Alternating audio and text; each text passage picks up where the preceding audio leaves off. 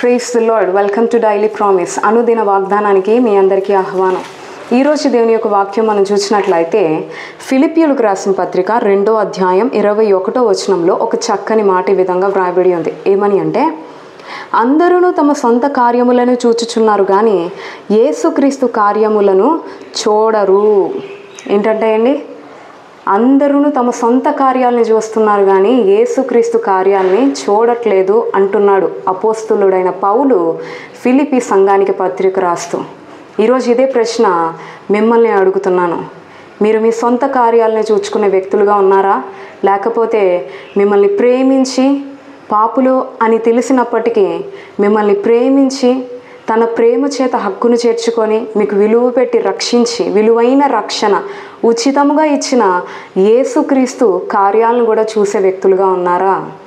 ఎందుకంటే ఈనాడు చాలామంది విశ్వాసులు వెళ్ళామా, దేవుని మందిరానికి వెళ్ళాంలే, దేవుని యొక్క వాక్యాన్ని విన్నానులే, దేవుని సన్నిధికి వెళ్ళి వాక్యం చదివి వాక్యం విని వచ్చేసానులే, దేవుని ఆరాధించానులే, ఈ వారం ఈ భక్తి సరిపోయిద్ది నాకు అని అనుకుంటున్నారు. కానీ ఈ వారంలో ఒక్కరోజు ఒక కొద్ది గంటలు, 1 గంట 2 గంటలు దేవుని మందిరంలో సమయం గడిపి మిగతా గంటలన్నీ వారి కొరకే, మిగతా రోజులన్నీ వారి కొరకే, వారి కార్యాల కొరకే ప్రయాసపడే వారిగా ఉన్నారు.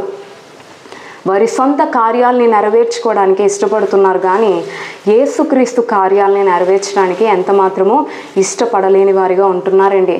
అసలు యేసుక్రీస్తు కార్యాలు ఏంటి అంటే, యేసుక్రీస్తు రక్షింపబడిన ప్రతి బిడ్డకి, యేసుక్రీస్తు రక్తం ద్వారా విమోచింపబడి రక్షింపబడిన ప్రతి బిడ్డకి దేవుడు అప్పగించిన విలువైన కార్యం, బలమైన పని ఏంటి అంటే సువార్తను ప్రచురించడం. సర్వలోకానికి వెళ్ళి మీరు సర్వ సృష్టికి సువార్తను ప్రచురించండి అని దేవుడు మనకంటూ ఒక కార్యాన్ని, ఒక పనిని అప్పచెప్పాడు. ఈరోజు ఆ పని చేసే విషయంలో నువ్వు ఎలా ఉంటున్నావు? నీ సొంత కార్యాలు చేసే విషయంలో ఎంత ఆసక్తి చూపెడుతున్నావు?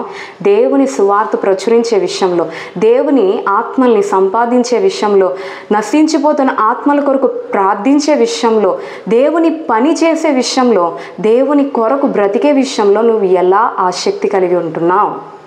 దేవుడు నీ నుంచి నా నుంచి ఆశపడుతుంది ఏంటంటే, మన సొంత కార్యాలని మనం ఆసక్తితో చేసుకునేవారిగా ఉండాలి. అలాగే దేవుడు మనకు అప్పగించిన దైవ పనిని కూడా ఆసక్తితో చేసేవారిగా ఉండాలి. నువ్వు ఒక విశ్వాసివైతే నీకు దేవుడు దేవుని పని ఏదైతే అప్పగించాడో ఆ పనిలో నువ్వు నమ్మకంగా ఉండడానికి ప్రయత్నించాలి. నిజానికి చర్చ్లో కూడా చాలా ఒక్కొక్క బిడ్డకి దేవుడు ఒక్కొక్క పని అప్పచెప్తూ వస్తాడు. ఒకవేళ చర్చ్లో పరదాలు వేసే పని అనుకో, ఆ పరదాలు వేసే పని ఆసక్తితో చేసే వ్యక్తిగా ఉండాలి. స్పీకర్స్ సెట్ చేసే విషయంలో కానీ, సౌండ్ సిస్టమ్స్ చూసుకునే విషయంలో కానీ ఆసక్తితో, ఎంతో శ్రద్ధతో చేసే వ్యక్తిగా ఉండాలి. వంటలు చేసే పని అనుకో, దేవుని పని, ఆ వంటలు చేసే పని నువ్వు ఆసక్తితో చేసే వ్యక్తిగా ఉండాలి. దేవుని పరిచర్య, బాత్రూమ్స్ కడిగే పనైనా, ఏ పనైనా, అది చిన్న పనైనా పెద్ద పనైనా ఆసక్తితో చేసే వ్యక్తిగా ఉండాలి. కేవలం దేవుని వాక్యాలు బోధించడమే, దేవుని పాటలు పాడడమే, అందరికీ కనబడేలాగా కనుపరుచుకోవడమే అది ఆసక్తితో చేయడం కాదు. కానీ నిన్ను నన్ను రహస్యంగా చూస్తున్న దేవునికి ఇష్టకరంగా ఉండేటట్లు మనం ఎంతో శ్రద్ధతో దేవుని పని చేసేవారిగా ఉండాలండి. మన సొంత కార్యాలని నెరవేర్చే వారిగా ఉండాలి, దేవుని కార్యాలను కూడా నెరవేర్చే వారిగా ఉండాలి. ఈనాడు చాలామంది ఎలా ఉంటారంటే, దేవుని పని చేస్తే సొంత పని చేయడం మానేస్తారు, సొంత పని చేస్తే దేవుని పని చేయడం మానేస్తారు. అలా ఉండకూడదు. క్రైస్తవులమైన మనము రెండింటిని బ్యాలెన్స్డ్గా నడిచే విధంగా ప్రవర్తించాలి. ఈరోజు దేవుడు నీకు నాకు మరొక్కసారి జ్ఞాపకం చేస్తున్నాడు.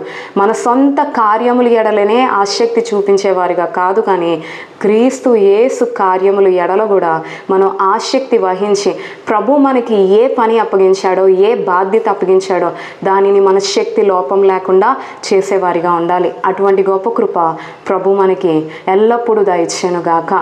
ఆమేన్.